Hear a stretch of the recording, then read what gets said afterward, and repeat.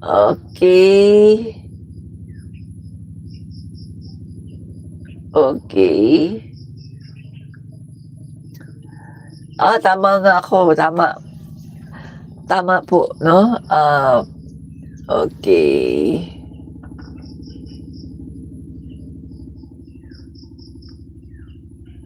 Sandali, Ah,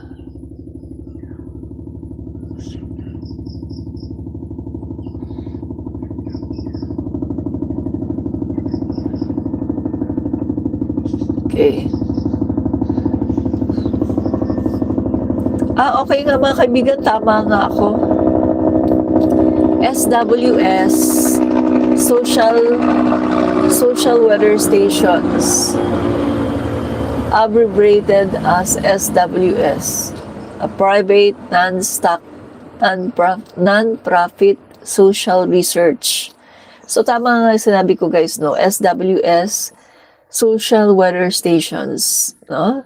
So ito po ay isang private non-profit social research institutions in the Philippines, founded on August 8, 1985. It is the foremost public opinion polling body in the Philippines. So parang ito po yung pinakamatagal, no? Pinakamatagal na polling body, SWS. At saka sinasabi lang nila guys, hindi ko alam kasi hindi naman ako masyadong fanatic, no, sa mga survey.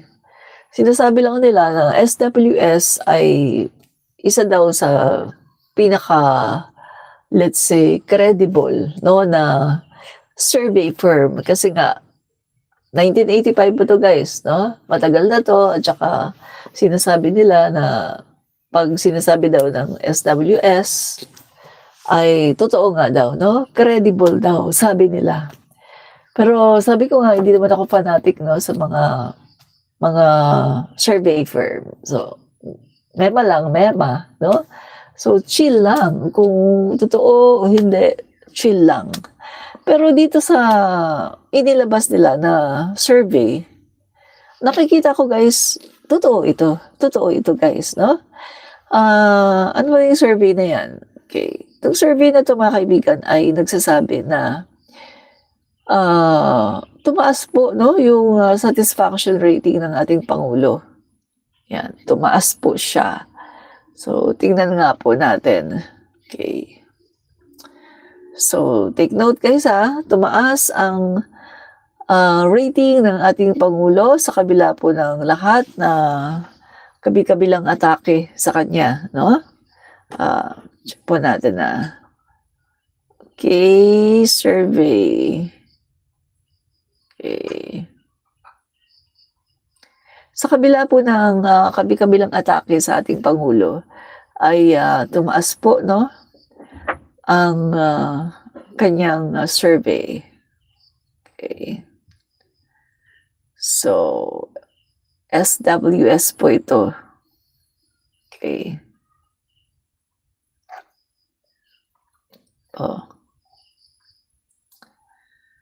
So, ayan. Okay.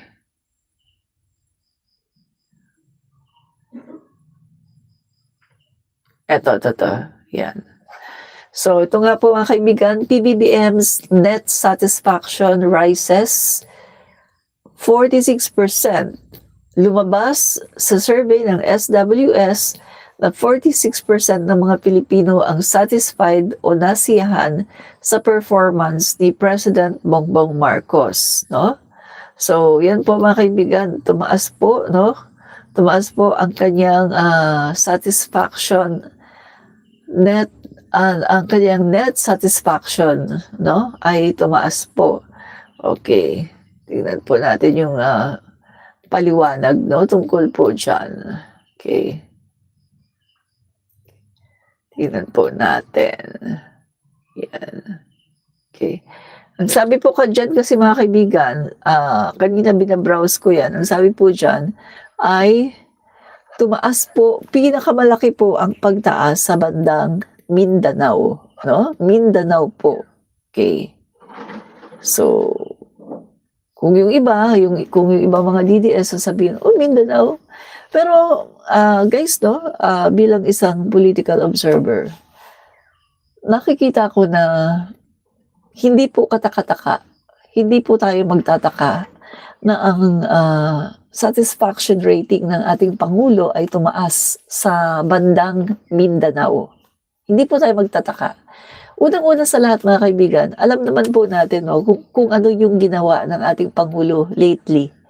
Sobrang, dami 'no ng mga ginawa ng ating pangulo lately na talagang masasabi ng isang common Filipino, common citizen ng Mindanao na talagang, na-satisfied sila.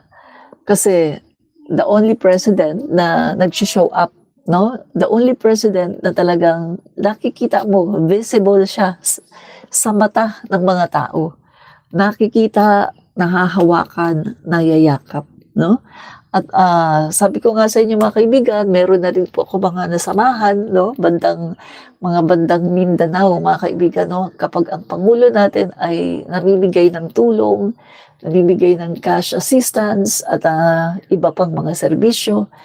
So, bandang Mindanao po 'yan mga kaibigan, napakaraming tao at, talagang, visible yung pangulo natin, pumupunta sa iba-ibang mga liblib na mga lugar sa Mindanao, katulad ng mga Hulu, Sulu, Tawi-Tawi, talagang mga mga lugar sa Mindanao na parang hindi naaabot ng gobyerno. Naalala ko pa yung, nagsalita noon nung yung natanggap niya yung tulong ng pangulo 'no, binigyan sila ng, tig 10,000 cash assistance at saka ng mga iba-iba pang mga tulong. Ang sabi nung, matandang senior citizen, "Sa tagal ko na nabuhay sa mundong ito, ngayon lang ako nakakita ng isang presidente na pumunta sa lugar namin at personal na nagbigay ng tulong." So, meaning to say mga kaibigan, ang pangulo kasi natin, ano siya, yung sa pagbibigay ng tulong, gusto po niya na talagang hands-on siya kasi gusto niya 'no, he wants to make sure na talagang yung tulong na ibinibigay niya ay nakakarating sa tao. So, dito po mga kaibigan, si PBBM po ay talagang, personal 'no, na nagbibigay ng tulong. So, tignan natin yung ano, okey. Okey. Tapos guys, yung kanyang dissatisfaction ratings ni PBBM ay bumaba. O take note, tumaas ang kanyang satisfaction rating at bumaba naman ang dissatisfaction rating. Ibig sabihin, yung mga hindi po nasa-satisfy sa kanyang trabaho ay bumaba.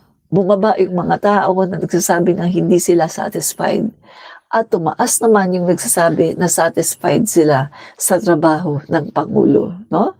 Yan po, So, yan po mga kaibigan 'no, good news po ito 'no, para po sa ating pangulo dahil nakikita po ang effort 'no ng ating pangulo.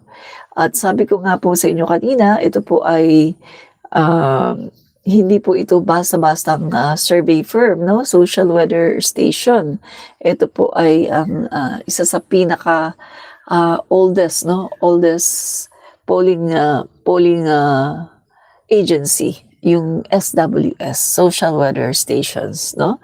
So, madami ngang nagsasabi na ito yung, credible SWS.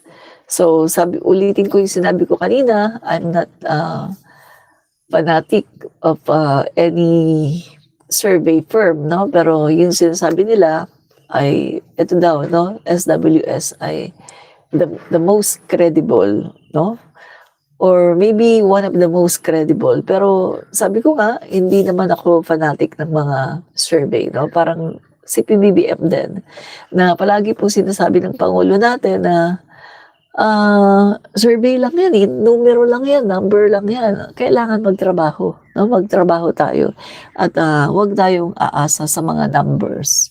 Hindi po katulad ni Sara Duterte na nakaano po siya, naka-depend po siya sa numbers sa mga survey at ang masama pa nito ay gumagawa pa talaga ng mga pekeng survey para iangat ang kanyang sarili, 'no? So, yan po mga kaibigan, good news po ito 'no, sa ating, pangulo na sabi ko nga kanina sa kabila po ng mga political noise mga kaibigan, sa kabila ng maraming destabilisasyon, paninira sa kanya, pero nakikita natin na hindi po nagtagumpay ang paninira sa ating pangulo dahil tumaas pa po ang kanyang, satisfaction rating at take note, pinakamataas po na nakikita ang pagtaas ay sa Mindanao. Mindanao mga kaibigan 'no. So, ito mga kaibigan 'pag ang pagtaas 'no ni PBBM significantly sa Mindanao ay nagpapatunay lamang na bumababa na ang pagdiyos ng mga taga Mindanao sa mga Duterte. Ibig sabihin lang po nito bumababa na yung pagka-idolize ng mga taga Mindanao sa mga Duterte at unti-unti na po na ang mga taga Mindanao ay nabubuksan na ang kanilang mga mata at kanilang isipan. Siguro yung medyo solid na lang sa Mindanao siguro ay Davao 'no, Davao na lang. Pero alam naman natin na ang Davao marami din diyan na Marcos. Kasi marami akong mga kakilala diyan, mga kaibigan 'no na, talagang Marcos. At isa sa naging friend ko 'no na aking follower 'no, mga kaibigan na naging kaibigan ko ay taga Davao 'no. At, sabi nga niya sa'kin 'no, yung mga taga Davao, marami ng nagigising, sa katotohanan na ganito yung mga Duterte, pero hindi lang talaga sila makapagsalita kasi takot sila. Kasi nga yung atmosphere 'no, sa Davao City ay yung bang alam po kasi nila, na itong mga ito ay merong alam mo na, DDS, Davao Death Squad. So, hindi po sila puwedeng magsalita 'no. So, meron nga po akong kilala, vlogger siya, kaso kapitbahay lang sila ni Digong. So, Marcos po siya, gusto niya talagang suportahan Marcos, pero wala po siyang magawa kundi suportahan si Digong. Dahil ang sabi niya, "Papatayin ako nito." Yun ang pagkakasabi niya. So, wala daw po siyang magawa, humingi na lang siya ng sorry sa mga kapwa BBM vloggers na hindi siya makakasuporta kay PBBM ng harap-harapan. Kasi nga, takot siya dahil igaganon daw siya ni Digong. No? So, yung pagsuporta niya kay PBBM ay sikreto. No? So, yun po, no, atmosphere sa Davao City na takot, no, yung mga tao. Kita niyo naman mga kaibigan, kita niyo naman yung video nga, no, yung nangyari kay Pulong, no, kay Pulong Duterte. Anong sabi nung yung witness? Anong sabi nung witness na babae na itinatago lang yung mukha habang nagsasalita? Ang pagkaka-describe niya kay Pulong ay isang demonyo. Yun ang pagkaka-describe niya guys kay Pulong ay isang demonyo. Sabi nga niya, yung mga taga doon daw, mga tao daw doon sa bar, alam na ang ugali. At hindi na masyadong nasa shock, no?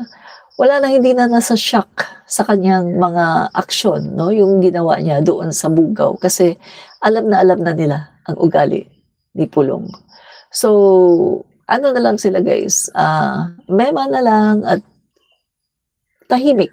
Tahimik na lang, wag kang babatikos kasi pag ginawa mo yan, ganun ka, no? Kaya kita niyo naman mga kaibigan yan po ang sinasabi ng mga taga Davao, no? So, kitang-kita natin yung pagiging bangag Meron ba namang hindi bangag na may hawak na knife pagkatapos nakabaliktad siya tapos igaganon isusuntok-suntok dun sa ano, dun sa bugaw pagkatapos yung ulo niya ginaganon-ganon, hine-headbutt yung bugaw. At sabi nitong bugaw, guys, halos 1 hour din siya daw binugbog. 'Di ba? At pinagsabihan pa daw yung mga tao dun, mga babae na igaganon sila. So ayun mga kaibigan, kung makikita natin dapat yun nakasuhan na dapat yun sa ethics committee, 'di ba? Pero kita mo, oh, wala pa rin, 'di ba? Kasi powerful nga sila guys, 'no? Pero darating din yung time ang Panginoon na mismo ang gagawa ng paraan para, magparusa sa kanila. Kung hindi man sila maparusahan 'no, agad-agad, pero naniniwala ako darating ang time na mapaparusahan sila sa lahat ng kanilang mga ginagawa na masama sa kanilang kapwa Dabawenyo, 'no? So, yun nga mga kaibigan 'no, malinaw na malinaw dito na ang pagtaas ng, numero 'no, ng satisfaction rating ni PBBM sa Mindanao, pinakamataas guys, Take note dito sa SWS survey, ang pinakamataas po 'no, significantly tumaas po siya, kitang-kitang pagtaas ay sa part ng Mindanao. So yan po ang ibig sabihin guys, na nagigising na ang mga taga Mindanao. At, unti-unti nagigising na sila sa katotohanan na, "Uy, mali pala sila ng sinuportahan. Mali pala sila ng akala na yung inakala nila na kanilang in-idolize na isang dating presidente, akala nila ay matino. Ngayon nare-realize na nila, naglalabasan na lahat mga kaibigan at nare-realize nila, oo nga kasi kung matino itong pangulo na 'to, itong dating pangulo na 'to, kung matino ito, dapat hindi ito nanggugulo sa bansa. Dapat nag-u-unite sila sa mga Pilipino, pero sila pa yung nangunguna sa panggugulo sa Pilipinas." 'Di ba? Kaya itong mga 'to ay darating din 'no, yung perfect time na ang Diyos na mismo ang sisingil sa kanila. Alam naman natin 'yan, guys. Sabi ni Belesper A. Gumilid, "Madam, taga Mindanao ka ba?" "Yes po, taga Mindanao ako. Ako ay pinanganak sa Mindanao, ang mga magulang ko taga Mindanao, lahat kami pinanganak sa Mindanao, Misamis Oriental po kami. Lahat kami Mindanao, 'no? At kami po ay pro-government, pro-Marcos." 'Di ba? So, Mindanao po kami. 'Yan. So, kaya po mga kaibigan 'no, marami na po talagang nagigising sa mga, taga Mindanao. Lately mga kaibigan, ang pangulo natin ang daming mga pinuntahan, sa, lugar sa Mindanao at talagang nagpapahatid siya ng tulong 'no, mga tulong na hindi po pang overnight lang ay tapos na 'no, hindi po ito pong mga tulong na ginawa ng ating pangulo ay hindi po, overnight wala na 'no, ito po ay pangmatagalan. Katulad na lang ng ginagawa ng ating pangulo, consistently siya ay pumupunta sa iba-ibang lugar, kasama na po ang part ng Mindanao 'no, na talaga namang binibigay niya yung mga, land titles ng ating mga kababayan, tinutulungan yung mga magsasaka, mga mangingisda, nagbibigay sa kanila ng mga binhi, mga iba-ibang mga makabagong makinarya, mga traktora, nagbibigay ng mga mobile vehicle, nagbibigay ng mga, nagde-deliver ng mga dams, ng mga irrigation, at mga kaibigan, yung ginawa ng pangulo natin 'no, sa Mindanao, Misamis Oriental, sa Davao City at iba-iba pang part ng Mindanao. Palagay ko guys, isa ito sa naging dahilan, bakit tumaas ang rating ng pangulo natin. Yung ginawa niyang mga pabahay, 'no? Isa nga diyan yung sa Davao City, yung mga condominium, high-rise condominium na inaangkin 'no, ng mga DDS na si Basti daw nagpagawa. Hindi si Baste ang nagpagawa yan. Yan ay kasama sa pabahay ng Pangulo sa 4PH program ng ating Pangulo. No, na pag may nakita kayo ng mga pabahay dyan sa Davao City na mga high-rise condominium, no, isa yan sa mga high-rise condominium na pinagawa ng ating Pangulo sa Mindanao. Napakarami po niyan, no? Sa iba-ibang lugar ng Mindanao, nagpagawa po siya ng mga high-rise condominium. Ilang buildings po yan, napakarami yan, no? So, palagay ko isa yan sa nagpamulat ng mata ng mga taga Mindanao. Kasi, biruin mo guys Duterte, 6 na taon naging presidente. 6 na taon naging presidente si Duterte. Pero, may napakinabangan ba ang mga taga Mindanao kay Duterte? Wala. Wala po. Sabi ko nga sa inyo, di ba, yung Davao City, sagana sa squatters. Pero ngayon, ang ganda ng mga condo type, no? High-rise condominium type na pinagawa ni PBBM para sa ating mga informal settlers, para sa ating mga squatters. So, isa yan mga kaibigan sa nakikita ko, no? Isa yan sa dahilan kung bakit talagang dumadami ang mga taga Mindanao na satisfied sa trabaho ng ating Pangulo. At saka, itong madalas mga kaibigan na pagpapakita ni Sara na wala siyang kwentang vice president. Yung pagpapakita ni VP Sara Duterte na wala siyang kwentang vice presidente at hindi siya mapakinabangan, isa rin yan mga kaibigan. Kaya ang Pangulo natin ay talagang tumataas ang satisfaction rating. Makakita ka ba naman ng isang vice presidente na sa isang for how many months lang, naka 12 travel, mga kaibigan?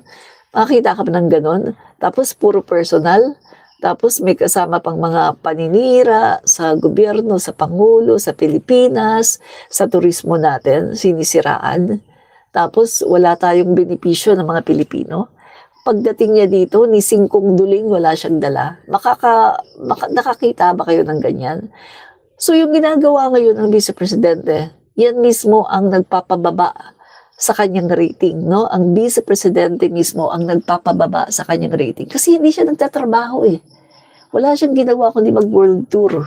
Mamasyal, magpasarap sa buhay. Kaya sabi ko sa inyo, di ba, tingnan nyo ang itsura ng Vice Presidente. Ang taba-taba, di ba? Ang lapad ng katawan. Ikumpara mo sa ating working president, nangangayayat na. Ang laki na ng eye bags. Kasi panay ang round sa buong Pilipinas. Take note mga kaibigan, sa isang araw. Sa isang araw, mga kaibigan, para siyang si Superman. Nandoon sa Cavite, mamaya-maya nandoon sa may Nueva Ecija, maya-maya makikita mo, nandoon na sa Mindoro, maya-maya nandoon sa, my God, ngayon lang ako nakakita ng ganyang klaseng presidente, na sa isang araw, ang daming napupuntahan, ang daming nagagawa, ang daming na i-deliver ng mga tulong sa ating mga kababayang Pilipino. So, hindi tayo magtataka kung bakit ang ating Pangulo ay lalong tumataas ang kanyang rating sa kabila ng talagang katakot-takot na mga paninira sa kanya. Plus, kasabwat pa ng mga Duterte ang China para siraan ang ating Pangulo. Pero eto, namamayagpag ang kanyang satisfaction rating. Kasi nakikita ng mga Pilipino, hindi bulag ang mga Pilipino. Nakikita nila na ang Pangulo nagtatrabaho, samantalang ang Vice Presidente nagpapasarap sa buhay, gumagasta ng taxpayers' money. Tayo ang gumagasta ng kanyang security details tuwing punta niya sa iba-ibang mga bansa. Tayo ang nagbabayad, galing yan sa tax natin. Nagpapasarap siya sa buhay, nag-aantay lang siya ng sahod kada buwan, no? Kada 15-30, kada sahod, nag-aantay siya. Wala siyang ginawa kundi mag-antay, kumubra ng sahod, kumubra ng budget, pero hindi siya nagtatrabaho. Nakikita yan ng taong bayan, particularly ng taga Mindanao. Kaya yan ang nangyari, mga kaibigan. Ang resulta, ang taas, no? Significantly, pinakamataas, no? Ang pagtaas ng rating ni PBBM ay nangyari sa Mindanao. Oh, 'di ba? So, kaya mga kaibigan, ipagpatuloy lang ni Sara Duterte ang kanyang mga ginagawa ngayon na pagwo-world tour, paninira sa pangulo, yung bang pagpapasarap, hindi pagtatrabaho, ipagpatuloy niya 'yan. Kasi pagdating sa 2028 at siya'y tumakbo, guys, sinasabi ko sa inyo, hindi talaga 'yan mananalo. Balikan ninyo ako. 'Pag nanalo 'yan, balikan ninyo ako mga kaibigan. I tell you the truth.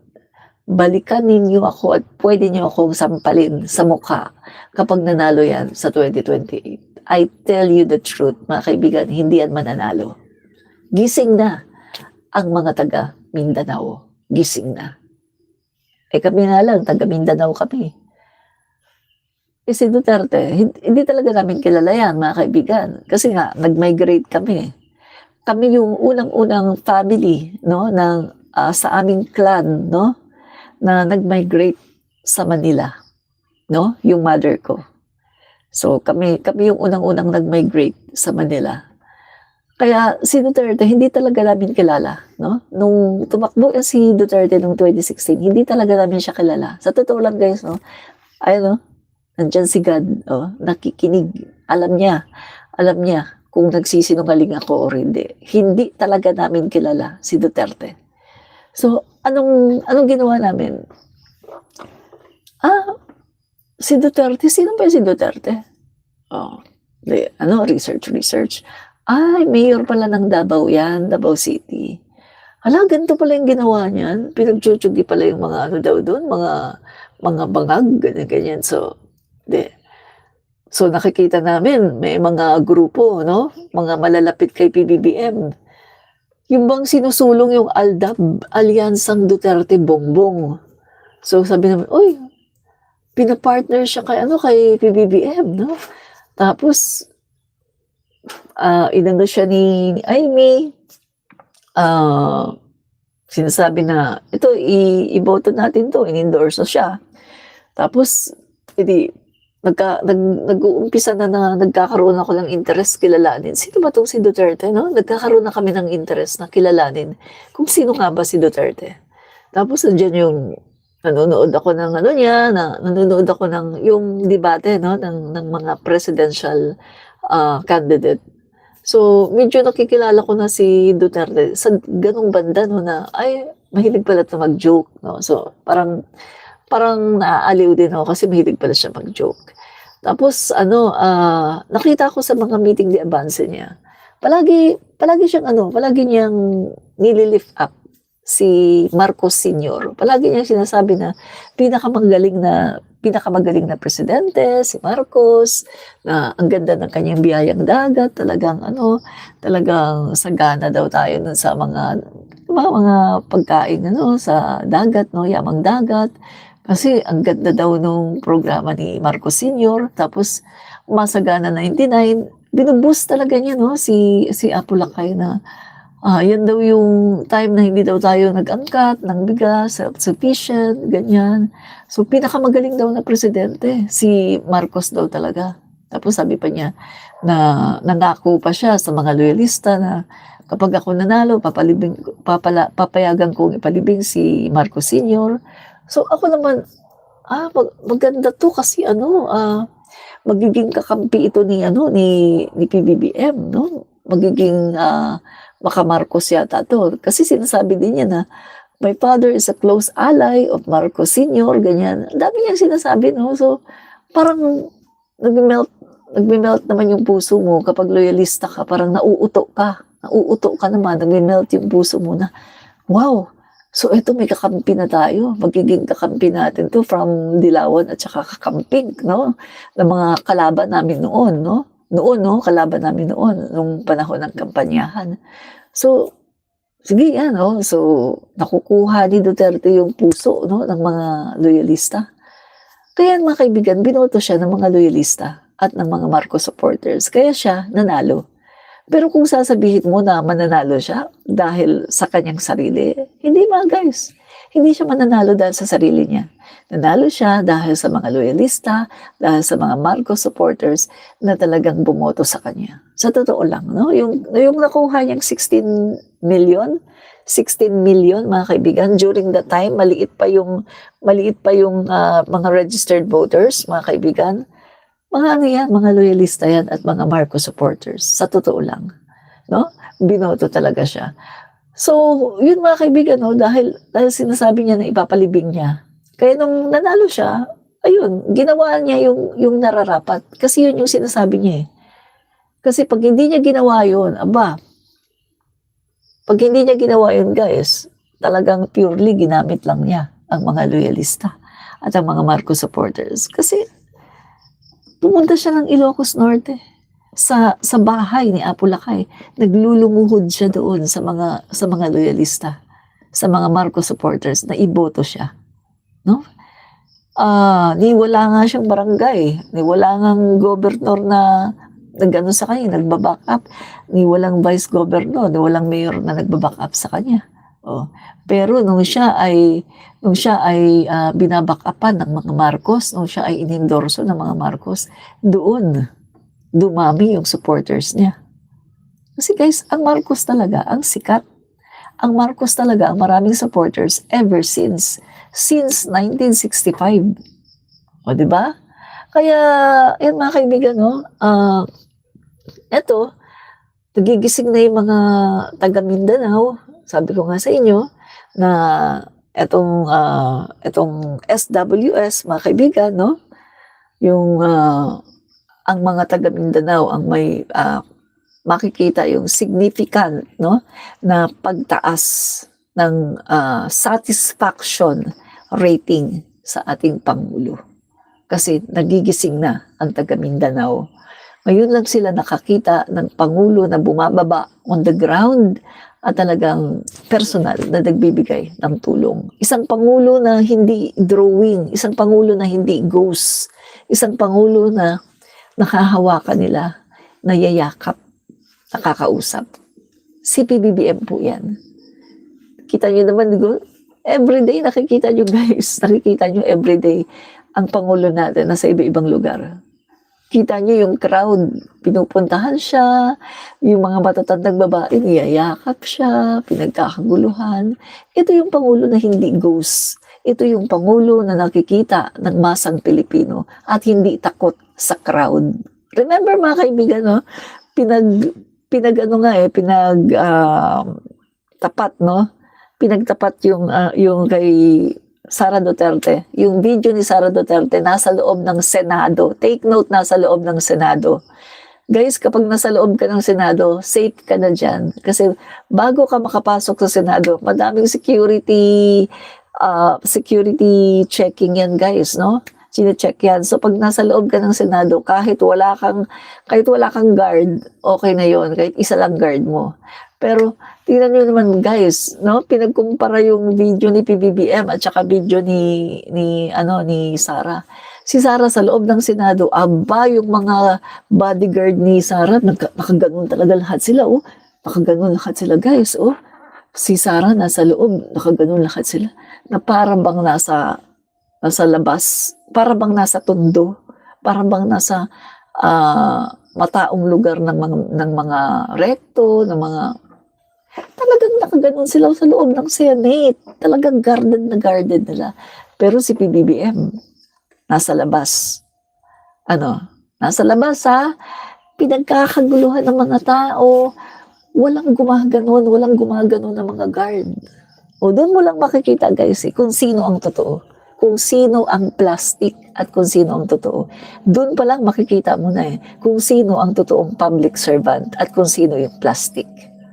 Kasi yung Sara Duterte, biruin mo nasa loob ka na ng Senado. Pagkatapos, hindi ka pwedeng maging public servant. Hindi ka pwede na maging Pangulo ng Pilipinas. Kasi yung ikaw ay diring-diri, no? Diring-diri ka sa mga Pilipino, diring-diri ka sa mga tao. Sa totoo lang. Kailan lang naman siya natuto na makihalubilo sa tao? kailan niya ginawa yan? Nung nakasama niya si PBBM sa kampanya, kasi si PBBM talagang gumaganon sa crowd eh, hindi takot. Doon lang siya mga kaibigan natuto na makimingle sa crowd. Pero kung hindi niya nakasama si PBBM, hindi niya gagawin yun. Talagang guarded siya, guys. Hindi siya pwedeng lapitan. Para siyang, ano ba tawag doon? Para siyang isang bagay na kapag hawakan mo matutunaw. So kailangan guarded siya para walang hahawak sa kanya kahit sino hindi pwedeng humawak sa kanya kapag ginawakan mo siya matutunaw siya, mawawala siya sa earth. So kailangan bantayan siya ng husto. Parang ganun mga kaibigan. Itong si Sara Duterte, di ba? Nakita niyo yung video na yun? Kita niyo? Dali, tingnan ko nga kung makikita ko ha. Dali napin ko. Kasi viral yun eh, mga kaibigan eh. Tingnan ko kung makikita ko dito. Video.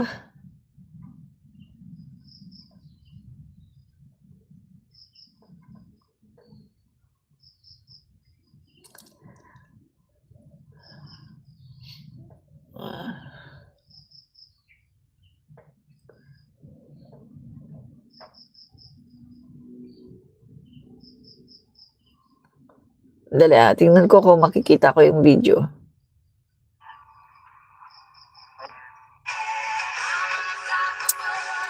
Ito guys.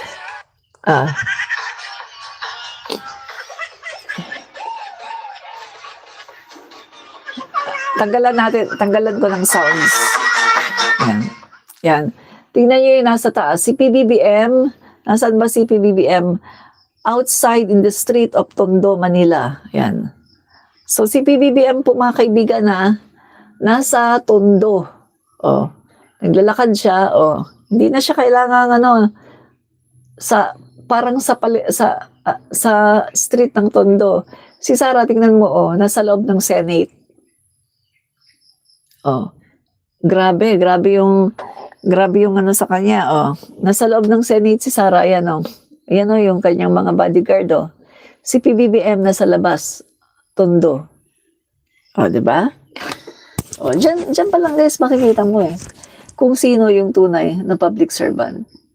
Ay maraming salamat kay Encrypto Chikala, no? Salamat po sa pakape, no? Maraming salamat. Encrypto Chikala, yan.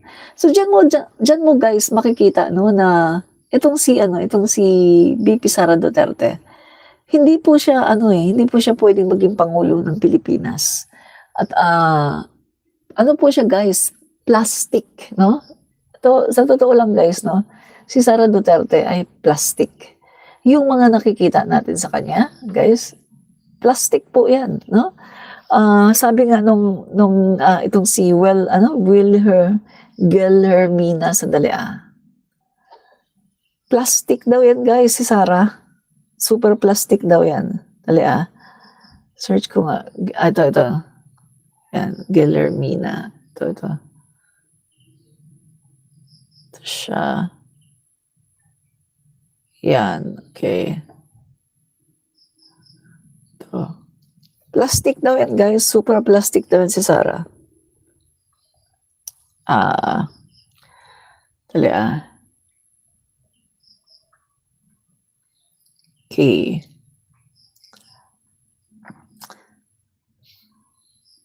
Dali But guys hanapin natin yung kanyang post na tinag niya si Sara Duterte. Kasi super plastic. Okay. Itong babaeng ito guys, ang nagpapunta sa kanya sa Davao, si Duterte, si Bongo, no? Parang tapos sinweldohan siya ng monthly, parang ginamit lang siya guys, no? Para sa pagkakarinig ko sa kanya noon, sa kanyang mga sinasabi, ginamit siya para mag-testify 'no, sa gawa-gawang kaso. Alam mo mga Duterte na mahilig si Duterte mahilig maggawa-gawa ng kaso, 'di ba? 'Yan, hanapin natin, ito. Ito siya, oh. Ito siya guys, oh. Oh, may tattoo pa siya, oh. Sara Duterte, oh, may tattoo siya, 'yan. Ngayon mga kaibigan ay anti-ano na siya, anti-Duterte na. Ang sabi niya, oh, "You cannot blame me. Kaya kami nawala dahil sa inyo." Inday Sara Duterte, Sebastian Baste Duterte, City Government of Davao. Mula sa mga t-shirt na yan, mga hoodies, wala galing sa inyo ni piso. Alam mo yan, Inday Sara, kahit sa effort ng Pilipinas, astig na magbigay ng ayuda, effort pa din ng grupo para sa iyo, para sa inyo. Then after that, last year was the worst year na pinahit and run ako at pina-blackmail niyo. Alam mo ba since 2017 wala kayong ambag sa sakripisyo namin lalo na noong 2022 nung namigay ka sa mga vloggers, hindi ako kasama dun kasi nga ayaw ko maging troll. Sumosobra na kayo, hindi mo kaya maging honest sa tao. Para kayong ahas na may tendency pa din manuklaw. Wala na, tapos na lahat ng panghaharas niyo at paglalaro ninyo sa amin. Bumabalik na sa inyo. Hay, naku, bad word ito. HAYOP kayo. Ngayon idadaan niyo sa harassment 'pag di kayo masunod, 'yan. So kita niyo, may tattoo pa siya, Sara Duterte ang kanyang tattoo, oh. Hmm, 'yan. So ngayon mga guys 'no, galit na galit siya. Galit na siya dito, 'yan. Kasi nga nakita na niya guys yung tunay na ugali 'no, ng mga Duterte, 'yan. Sabi ko nga sa inyo 'di ba, hangga't hindi kayo mabibiktima personally ng mga Duterte, hindi kayo hindi kayo magigising sa katotohanan. Eto nabiktima siya, so nagising siya sa katotohanan 'no, 'yan. So 'yan yun guys 'no, ah, so guys, basahin ko lang 'tong eto President Bongbong Marcos net satisfaction rating 'no. Lumabas sa, lumabas sa social weather station na 46% ng mga Pilipino ang satisfied o nasiyahan sa performance ni President Bongbong Marcos. Ah, Nagresulta ito sa satisfaction rating +10, ang mas mataas sa -10 na nakuha ng pangulo noong April. Tumaas din ang net satisfaction rating ni President Marcos Jr. sa lahat ng areas, balance Luzon, Metro Manila, Visayas at Mindanao. 'Yan. So, isinagawa ang survey, 'yan, sa pamagitan ng pag-interview, 'yan. So, ayun mga kaibigan, at ang sabi dito sa Mindanao nga ang may pinakamataas na pagtaas, 'yan, 'yan. So, 'yan po ang resulta ng paninira 'no, ni Sara Duterte. 'Yan ang resulta ng paninira ni Sara Duterte, lalong tumaas si PBBM. 'Yan, 'di ba? Hmm, 'yan. 'Di ba? Lalong tumaas yung satisfaction rating ni PBBM at, sa Mindanao 'no. So, kita na ng mga tao, nakikita na ng mga tao kung sino ang nagtatrabaho at kung sino ang hindi, 'di ba? Buhay kawal, BBM is the best. Siya lang naman ang nagpabago sa Pilipinas. Ang dating tahimik ngayon ay magulo. Magulo talaga ngayon. Bakit? Dahil merong vice presidente, merong mga Duterte na walang ginawa kundi manggulo. Tingnan niyo, mga kaibigan, Si Etong si Pinoy, oh, let's say na lang si Gloria Macapagal-Arroyo. After ni Gloria, maging presidente, si Pinoy nanahimik. Hindi ka makakita 'no, na si Pinoy ay nanggulo. Tumahimik si Pinoy. Hinayaan niya si Gloria kasi si Gloria na ang pangulo, 'di ba? Kahit maraming naging katiwalian si Gloria, so hinayaan niya. Tahimik siya. Ngayon, nung, itong si Pinoy, si Duterte naman 'no? Pag-alis ni Pinoy, anong ginawa ni Duterte? Oh, 'di ba, si Duterte din, madami ding sinasabi tungkol kay Pinoy, 'di ba? Kung matatandaan niyo, madaming sinasabi si Duterte about Pinoy. So, napigilan lang si Duterte dahil tinawagan siya ni Chris Aquino. Ang sabi ni Chris Aquino, yung ganito daw, ganito, ah, maging maging kumbaga, maging kind kay Duterte, 'wag daw papakulong, ganyan, ganyan. Pagkatapos mga kaibigan, nung si Duterte na ang naging presidente at si PBBM naman, ah, nung si PBBM na ang naging presidente at si Duterte naman natapos na, anong ginawa ni Duterte? 'Di ba hindi siya tumitigil sa panggugulo? Actually, tumatakbo pa lang si PBBM sa pagkapangulo nanggugulo na siya, eh. Na kung titingnan natin dapat hindi niya ginagawa kasi si PBBM talagang full support sa kanya nung siya ang pangulo ng Pilipinas. At dahil din sa mga supporters ni PBBM kaya nanalo si Duterte. Pero anong ginawa ni Duterte? Tumatakbo pa lang si PBBM ginugulo na niya, oh, 'di ba? So, diyan natin makikita mga kaibigan, tumigil lang naman si Duterte nung nung nasa dahig na siya, eh. Pero yung anak niya hindi pa rin tumitigil. So, wala pong nagpapagulo ngayon sa Pilipinas kundi ang mga Duterte. Sila po ngayon ang destabilizer, sila po ngayon ang nanggugulo sa Pilipinas, sila po ngayon ang mga bagong NPA.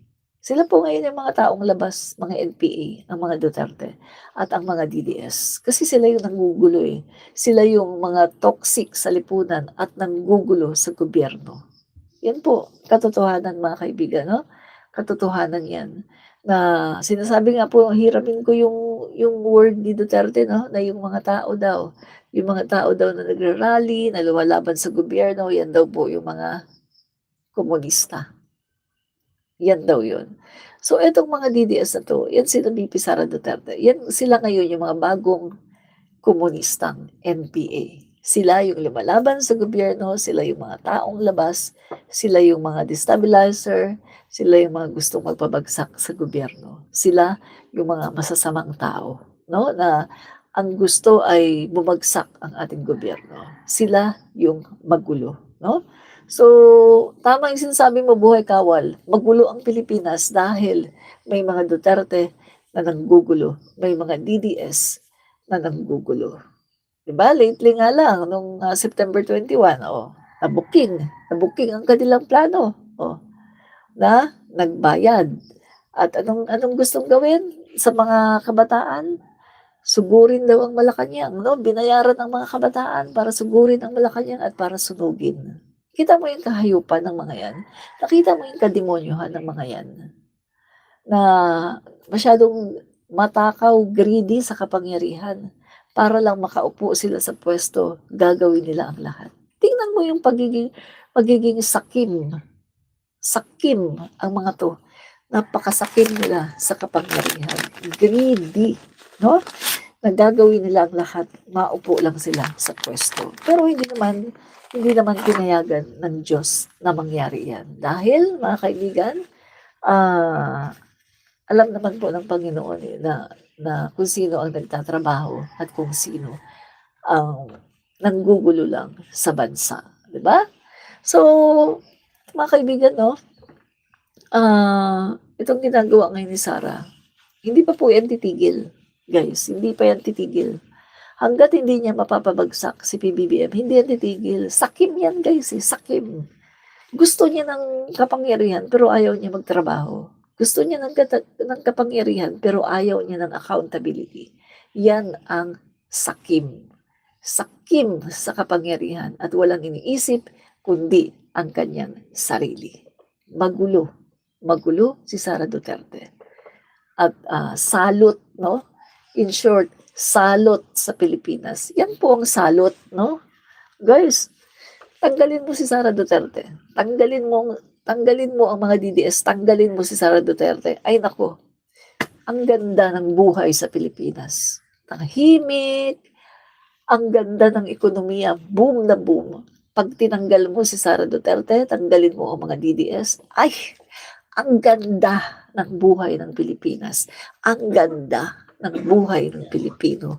Napakaunlad natin. Maunlad tayo.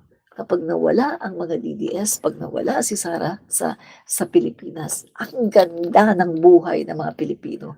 Para na tayong Singapore. I tell you the truth, mga kaibigan, no? Kasi ang nagpapagulo po, ang nagpapahina po ng gobyerno at ang nagpapahina ng ating ekonomiya, walang iba, kundi ang mga Duterte. Sa totoo lang, real talk lang tayo dito, mga kaibigan. Real talk tayo. Walang plastikan. Sila ang nagpapahina ng ating Pilipino. Dahil sa kanilang pagkasakim sa kapangyarihan. Sakim. Sakim po ang mga Duterte, sa totoo lang. Sakim po sila, no? Gusto po nila silang maghari. Bakit?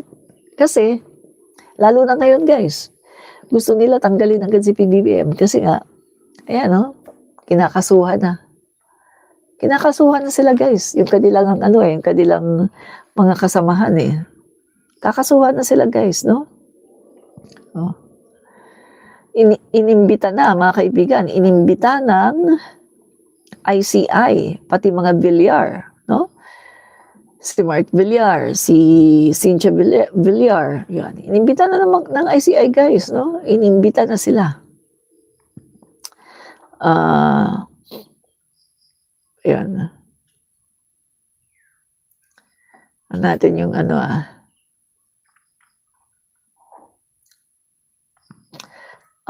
Mark Villar.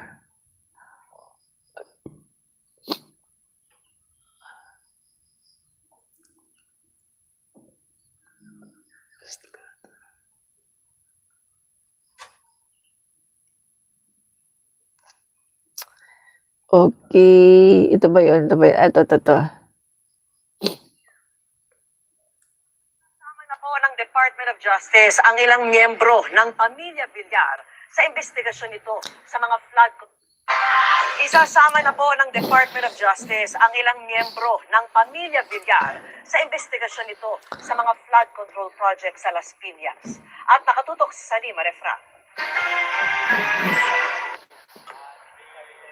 May 5 taong umupo bilang kalihim ng Department of Public Works and Highways si Senador Mark Villar noong Duterte administration.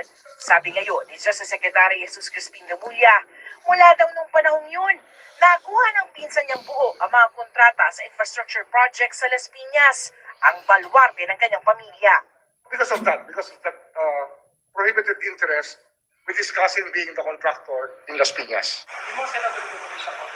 Yan. So far, wala pa ako. Kasi guys, hindi dapat ganun. Biruin mo ha, senador din siya ng Pilipinas. Sino yung mga nakakakuha ng kontrata sa Las Piñas? Pamilya niya. Yung kanilang mga yung kanilang mga company, yung kanilang firm. Senador siya ng Pilipinas, ang nakakakuha ng mga kontrata, pamilya niya. Oh, conflict of interest yun, guys. Hindi dapat ganun. Parang katulad din yan ni Bongo. Senador ng Pilipinas. Sino ang nakakapag-bag ng mga proyekto sa Davao? Tatay niya, kapatid niya, pamilya niya. Yun po nangyari sa panahon ni Duterte, no? So, kaya po mga kaibigan, kasama po sila sa imbestigahan, no? So kasama din po si Congressman Martin Romualdez sa iimbestigahan, no? Yan po mga kaibigan, basta lahat ng mga dinadawit, no, kasama po yan sa iimbestigahan. At wala naman pong problem kay Congressman Martin Romualdez kasi nagpahayag po siya ng willingness, no, na talagang humarap sa kahit anong klaseng investigasyon. Kaya nga siya nag-resign eh. Kaya siya nag-resign para magkaroon ng patas na investigasyon. Hindi po siya katulad ni Sara Duterte na ayaw ng investigasyon kasi biruin mo guys investigasyon pa lang ayaw na ni Sara kasi alam niya na wala siyang isasagot. Alam kasi niya mga kaibigan na may kasalanan siya, 'di ba? Pero si Kong Martin Romualdez, willing siya humarap sa lahat ng investigasyon, lalo na yung mga legit na investigasyon, DOJ, NBI, ICI. No? Talagang pupunta siya. Kasi ano siya guys kampante siya na malinis ang kanyang konsensya. Hindi po tulad ni Sara Duterte na lahat po ng mga investigasyon iniwasan ni Sara lahat ng investigasyon. Pinatawag siya sa DOJ 2 beses, hindi siya pumunta. Hindi siya pumunta, simple lang, hindi niya kayang ipagtanggol ang sarili niya dahil alam niya na may kasalanan siya. Pinatawag siya ilang beses sa good governance hearing, mema lang din. Ngayon nga nakabitin yung kanyang budget sa Kongreso binibigyan siya ng time, no? Napakaraming beses na siyang inimbitahan pero hindi siya pumupunta. Binibigyan siya ng panahon pa para makapunta para i-depend ang kanyang budget. Hindi niya kayang i-depend ang sarili niya, guys. Sa totoo lang na, siya yung lawyer na hindi niya kayang i-depensa ang sarili niya. Kasi nga, ano siya guys bukod sa siya ay bobo, alam kasi niya na hindi niya talaga kayang i-depensa ang sarili niya. Dahil alam niya na talagang may ginawa siyang kabalbalan. Kaya eto mga kaibigan, no? Yung kanyang impeachment trial, ginawa niya ang lahat. Ginamit niya ang lahat ng kanyang impluwensya para pigilan itong impeachment trial. Tingnan niyo mga kaibigan yung lumalabas magmula doon sa insertion hindi na di umano kasi confirm na si Chis Escudero ay merong insertion. So hindi na tayo gagamit ng di umano kasi confirm na guys, confirm na talagang nag-insert na si Chis Escudero. So parte ng insertions ni Chis Escudero ay para kay Bongo. Billions guys billions. At eto napapabalita mga kaibigan na yung billion na yon, yan daw ang ginamit para sa Supreme Court, sa Korte Suprema, para daw suhulan at ipadeklara na unconstitutional ang impeachment ni Sara Duterte. Alam niyo mga kaibigan, kung totoo yan, nakakalungkot sobra. Kasi ang Supreme Court, the highest court of the land na inaasahan natin na walang bias ay nabahiran. Kasi kung totoo yan guys, ibig sabihin, nabibili pala ang ating Korte Suprema. Kasi guys itong sinasabi, magtataka ka Kung hindi totoo yan, bakit minadali nila ang paglalabas ng desisyon na unconstitutional daw ang impeachment ni Sara? Bago magsona, talagang minadali nila guys. Ang sabi nga ng mga political analyst, nakakapagtaka. Kasi ang Korte Suprema, matagal magdesisyon yan. Matagal. Bakit dito sa pagdi-decide kung unconstitutional ang impeachment ni Sara, bakit ang bilis? Nasabi ng mga political analysts, nakita nila, ang daming mga days na walang pasok kasi nga during the time ang daming walang pasok may holiday tapos may mga bagyo, diniklara walang pasok ang gobyerno. How come na nakapag-decide agad ang Korte Suprema? Doon ka magtataka walang kumbaga wala namang working walang mga working days na marami. Maraming uling salamat kay Encrypto Chicalas Salamat po sa pakape ulit maraming salamat. So doon mo makikita mga kaibigan, no, doon mo talaga makikita na merong ano, may mali. Biruin mo ha, ang bilis ng desisyon na ipadeklara na unconstitutional. Ang bali-balita guys, yung insertion ni Chis Escudero na ibinigay daw kay Bongo na bilyon ang halaga, yun daw ang ibinigay sa Korte Suprema para baliin, para mag-decide sila na unconstitutional ang impeachment ni Sara. Bakit nila kailangang madaliin? Kasi guys, di ba, ang sabi ni Chis Escudero, after the SONA, magta-trial. So, ang ginawa po ng Korte Suprema, hinabol nila, kailangang makapaglabas ng desisyon, kailangang makapaglabas ng desisyon bago mag-SONA para hindi matuloy ang impeachment trial. Hinabol. So, ang nakita dito ng mga political analysts, ginamit ni Sara Duterte ang lahat ng kanyang impluensya at with the cooperation of Bongo, ginamit ang para tapalan ang Korte Suprema. Nakakalungkot mga kaibigan kung totoo talaga ito. Kasi yan yung ating highest court of the land pagkatapos sa tatapalan. Ang bilis ng desisyon nila mga kaibigan. Ang dami walang pasok noon. How come? Yung sinasabi ng mga political analysts, how come na nakapag-decide sila kaagad? Napakabilis. 90 pages yan. How come? Na nakapag-drop agad sila, nakagawa kaagad sila. How come?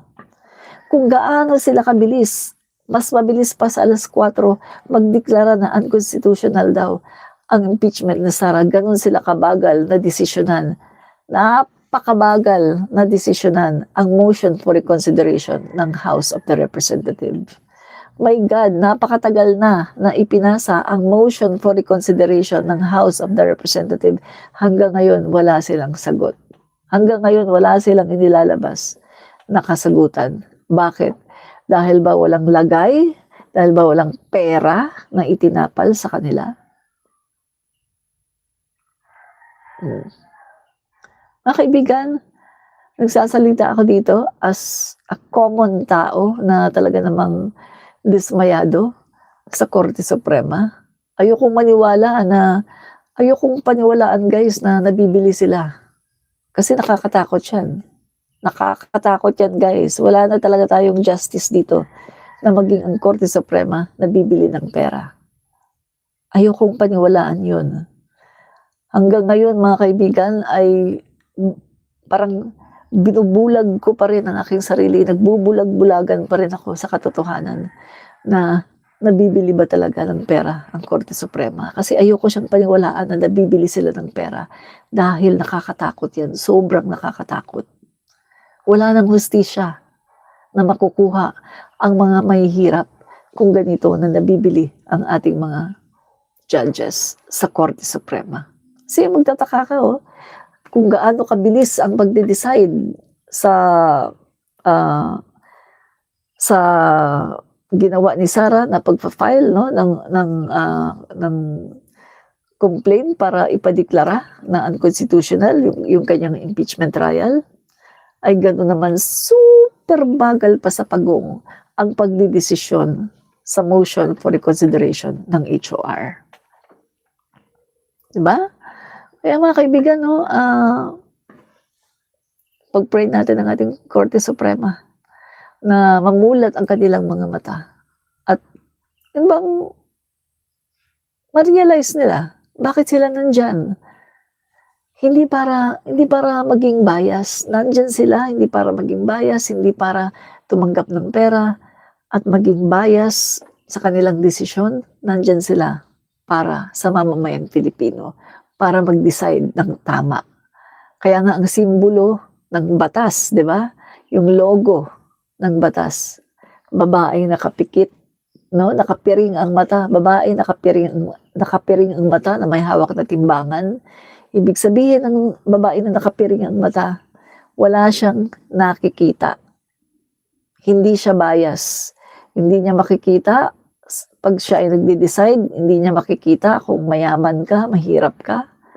Dapat nakapiring ang mata. Wala siyang nakikita na status ng isang tao. Kung mayaman o mahirap, dapat pantay-pantay. Dapat hindi bias, no? So, kaya mga kaibigan, no, nakakalungkot kung totoo nga na binayaran ang ating Korte Suprema para ipadeklara na unconstitutional ang trial. Kasi mga kaibigan, no, ang dami na pong dami na pong mga abogado, mga political analysts. Guys, inanalyze nila yung inilabas, no, ng Korte Suprema na desisyon.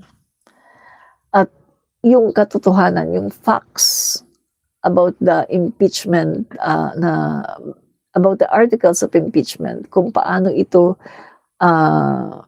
ipinasa, kung paano siya nangyari ng mga kaibigan, at napakalaki ng pagkakamali ng Korte Suprema. No? Mga kaibigan, hindi po siya nagtutugma doon sa kanilang desisyon. No? Talagang makikita mo na ang laki ng pagkakamali ng Korte Suprema. Kasi ang ginamit nilang facts, mga kaibigan, ay fake news.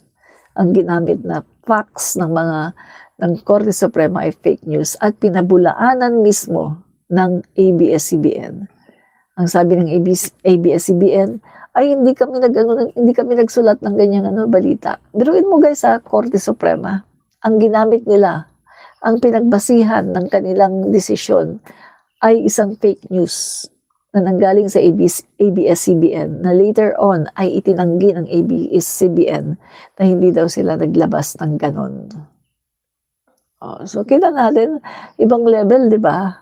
Parang, Korte Suprema gumagamit ng fake news para sabihin na ito yung facts, dito sila nagbase. Nakakatakot, mga kaibigan. Di ba? So ngayon, wala pa silang desisyon, di ba? Nakakatakot, guys, no? So, sila na nga lang ang inaasahan ng taong bayan para sa fair, para sa patas na desisyon. Pero, eto, ganyan pa sila, di ba? Yan.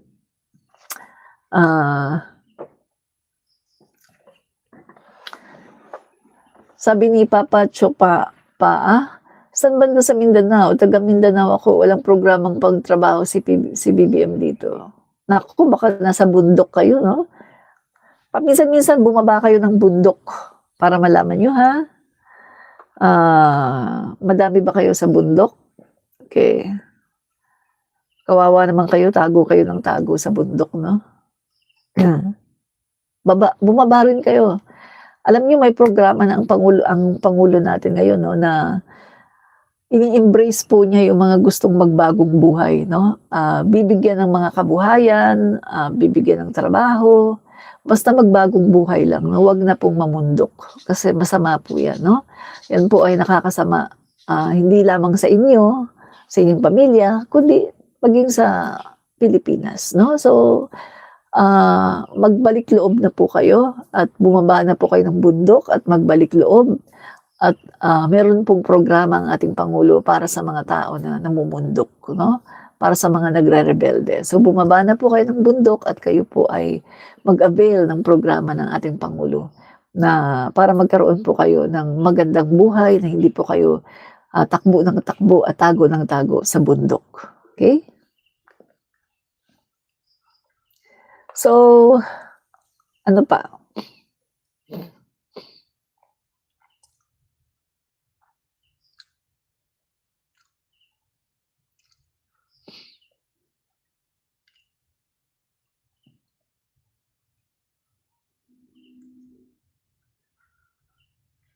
Okay.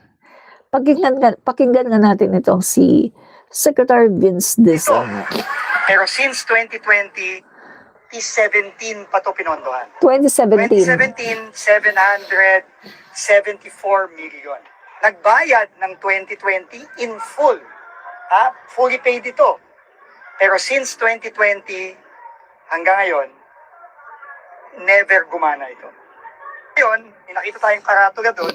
Di ba?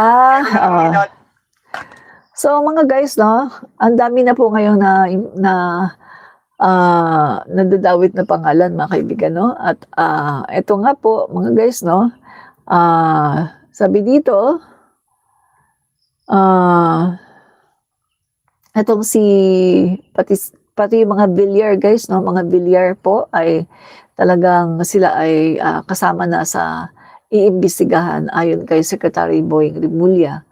Kasama na sila sa imbestigahan dahil nga sa mga nangyari, no, na involvement nila. At alam naman natin na si Villar po, si Mark Villar, ang DPWH Secretary ni Digong, no?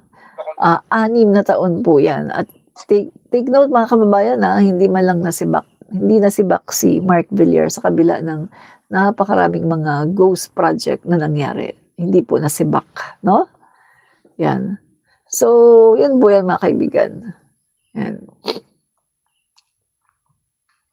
Yan.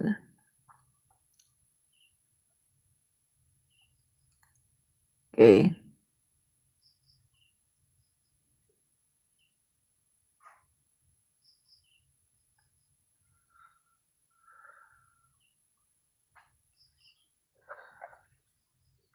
Nagkapagtayo kami ng isang irrigation pumping station that is solar powered that covers 100 hectares.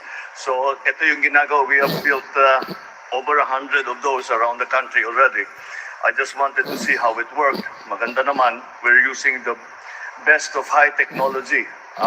May satellite imaging, merong AI na ginagamit. It's really impressive kasi napakaganda sa ani. Nagkapagtayo kami Yan. ng isang irrigation pumping So station. guys, no, ito pong si PBBM, no, kabi-kabila po yung mga pinapagawa niya ng mga rice processing sa buong panig ng Pilipinas, ng mga irrigation, ng mga dams, no, na talagang nakakatulong, no, sa ating mga magsasaka. So tuloy-tuloy po mga kaibigan, no, nagdeklara po ang ating Pangulo na tuloy-tuloy po ang pagbaban sa mga importation ng bigas. So literally mga kaibigan, ngayon mga kaibigan, in the time of President Marcos, since binan po niya itong pag-import ng bigas, ay masasabi natin, the Philippines is now self-sufficient pagdating po sa bigas. Hindi na po tayo nag-aangkat.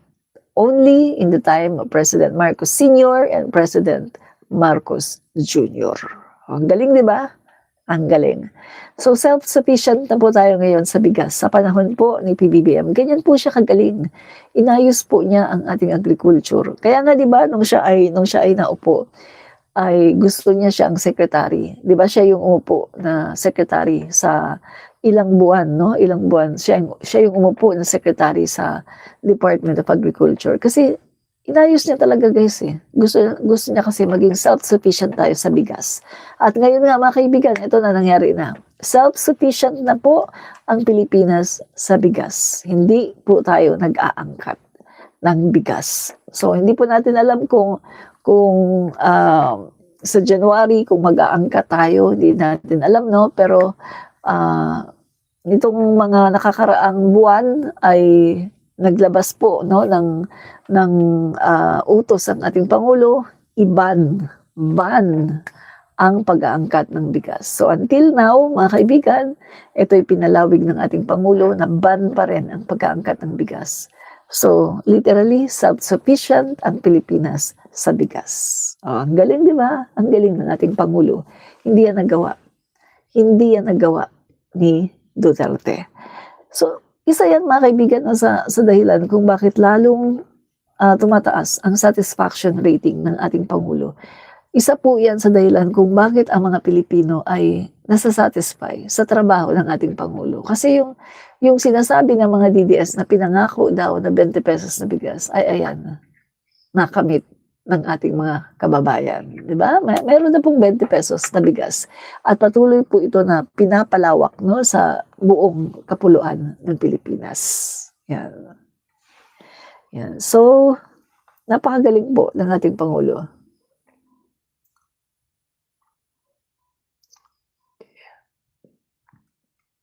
For his physical and mental health. So, ito mga kaibigan, no, talakay lang natin ng konti. Itong ginawa po ng mga senador, no, na nag-file po sila ng resolution para ipakita no sa ICC na para ipakita no just to show off na gusto po nilang i-paint na image ay uy ang gobyerno, uy ang mamamayang Pilipino gusto si Duterte pauwiin, i-house arrest na lang. Ito po yung tinatry ng mga senador na ipinta, no? At ipamulat no sa mga sa ICC na gusto ng mga Pilipino di umano na si dating Pangulong Duterte ay ma-house arrest lang. But in reality mga kaibigan, ito po ay gusto lamang ng mga senador, ng mga kumampi no kay Duterte. So, tingnan natin saglit no. Sabi po ni Tito Soto, however, my choice or decision in my conscience might even help in further dividing the nation. Senate President Vicente Tito Soto III explained why he decided to abstain from supporting Senate Resolution number 144 urging the International Criminal Court to place former President Rodrigo Duterte under house arrest on Wednesday, October 1, 2025. Sabi po niya, pakinggan nga po yung natin sinasabi ni Senate President. Tapos, komentuhan po natin. My choice or decision in my conscience might even help in further dividing the nation. Therefore, I register an abstention.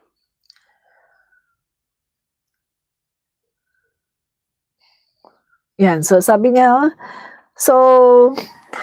nag-abstain po si Tito Soto, no?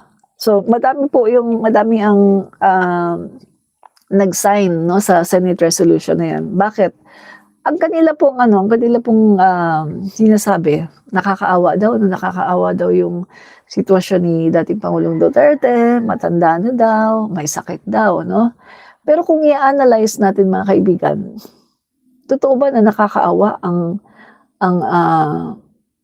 sitwasyon ni dating Pangulong Duterte? Unang-una sa lahat mga kaibigan, pag inisip mo kasi yung 30,000 na mga Pilipino na chinugi sa panahon ni Duterte. Konsensya muna mga kaibigan bago yung awa, konsensya muna. Konsensya at hustisya para sa 30,000 na mga chinugi sa kanyang panahon. At para na rin sa hustisya na hinihingi ng mga pamilya nitong mga chinugi no, sa panahon ni Duterte. Mga kaibigan, kung i-recall lang natin yung mga pronouncement ni Duterte nung siya ay Pangulo pa ng Pilipinas, masasabi mo ba na kawawa siya? Mga kaibigan,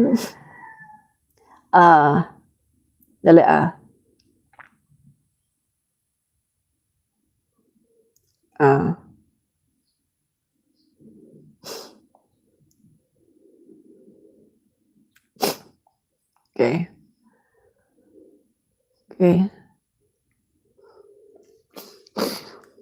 Orders are sa police pati military. I will not hesitate.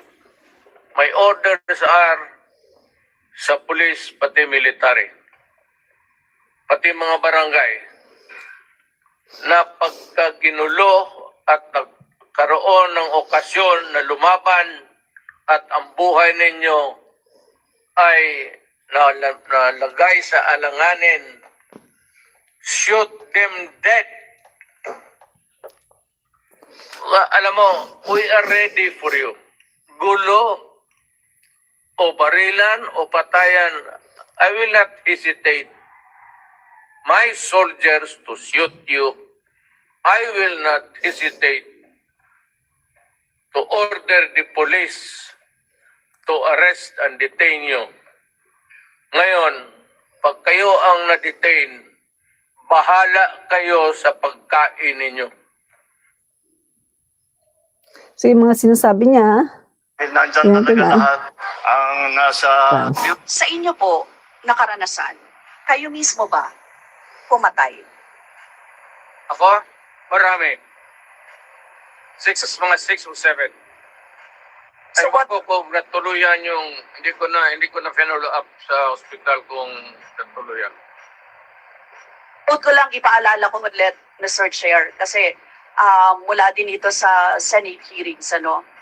I-quote ko lang po kayo, in Davao, I used to do it personally, just to show to the guys that if I can do it, why can't you? Correct. Sinabi niyo po yan sa mga business leaders sa meeting sa Manila. At kung paano niyo ginote ang mga police officers to gun down suspects. Tama po ba? Yes, if they present a violent resistance. Because the only thing that you can kill the criminal if you are personally in danger of losing your life too. Ito But po, hindi mo pwedeng patayin yung kriminal na nakahandcuff o nakatali. Hindi trabaho ng lalaki yan. ito pong second, Mr. Chair, na quote, kayo rin ito. And I'd go around in Davao with a motorcycle, with a big bike around, and I would just patrol the streets looking for trouble also. Manila Times po ito.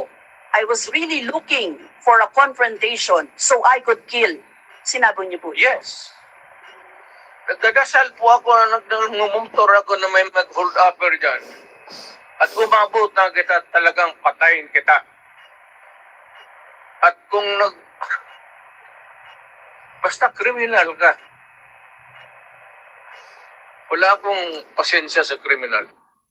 Tingnan niyo mga pronouncement niya. Yung huli na lang, wala akong pasensya sa kriminal. Ang tanong, bakit si Kibuloy prinotektahan niya? Bakit si Kibuloy ginawa niya ang lahat para maprotektahan? Bakit si Michael Yang, nakilala na drug lord at maraming kaso sa China, bakit niya prinotektahan? Bakit hinayaan niyang maglabas-pasok yung mga drug lord sa Malacanang, katulad ni Peter Lim, katulad ng mga Charlie Tan at iba pa? Sami Uy. Kung talagang totoo, nagalit siya sa kriminal, bakit, mga kaibigan, prinotektahan niya ang mga kriminal? Di ba? Yun lang yan mga kaibigan eh. Bakit ang mga kababayan nating mga Pilipino na mga mahihirap na bumoto sa kanya at nagpanalo sa kanya, bakit hindi niya tinulungan? Sinugi pa niya. Adik yan? Bakit mo papatayin? Iparehab mo. Kung meron pa siyang yung way na magbago, parehab mo. Kung super lala na, ayaw na talagang magbago, ikulong mo. Kasi ang pagiging addict, yan ay guys sakit yan sakit. Pwede mong i-treat yan. Hindi naman yan mga kaibigan, sa ibang bansa nga, yung pagiging addict, hindi naman kinukulong tinitreat. Kasi yan ay isang sakit. Ano yung mga kinukulong? Yung mga pusher. Yung mga nagtutulak. Yun ang kinukulong. Pero pag sasabihin mo addict, hindi kinukulong yan. Tinitreat yan para magbago. Lalagay mo sa rehab para magbago. Huwag mong patayin. Nakalagay sa Biblia, bawal ang pumatay ng tao. Wala kang karapatang pumatay ng tao. At kung sasabihin ni Duterte, galit daw siya sa bakit si Kibuloy namamayagpag, protektado. Michael Yang namamayagpag, protektado. Pinalaya mo pa, pinapuslit mo pa ng bansa si Peter Lim. Kasi di ba? Yung PDEA mismo ang nagkumpirma si Peter Lim nga yung drug lord. Biruin mo nahuli na siya ng NBI pagkatapos kamukat-mukat mo nawawala si Peter Lim. Nalabas-masok sa Malacanang. Kaya mga kaibigan, yung mga sinasabi ni Duterte, puro budol Tapos, iganon daw kapag nanlaban. 30,000 nanlaban lahat. Ang sabi nga nung mga, guys, meron namang ano eh, hindi makakapagsinungaling ang CCTV. Kita mo nga, yung isang viral na CCTV, yung sa Tondo, nagdatingan ng mga pulis, pinaalis yung mga tao, pati mga batang naglalaro, pinaalis lahat. Maya-maya, yung pulis, doon sa pintuan, no? Humarap sa pintuan. Kitang-kita sa CCTV. Tapos sinipa yung pintuan. Pagkasipa. Oh. Saan doon yung lumaban?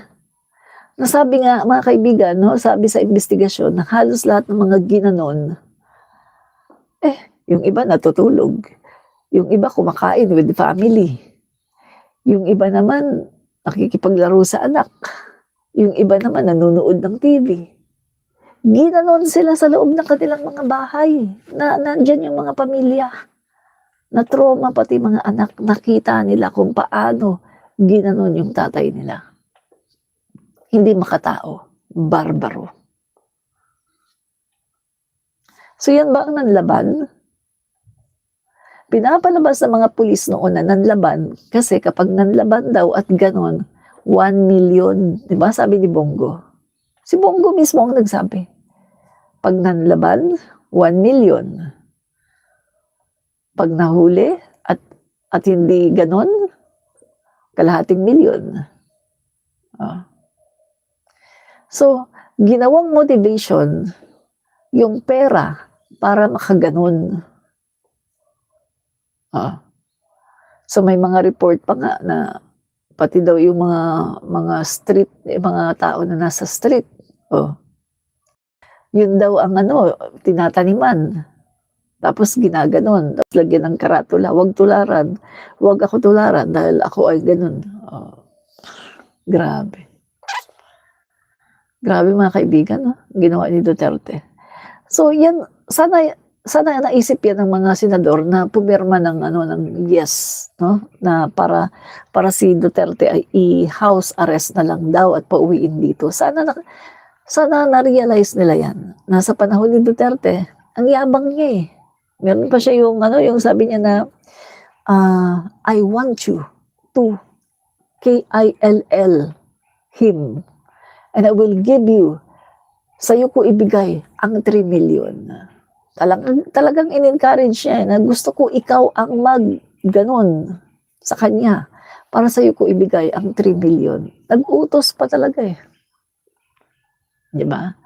Ang daming pronouncement ni Duterte, mga kaibigan. Dapat iniisip yan ng mga senador na to. Kung sinasabi nilang kawawa si Duterte, matanda na raw, isipin nyo, ang daming matatanda nasa kulungan. Ang daming senior citizens sa kulungan.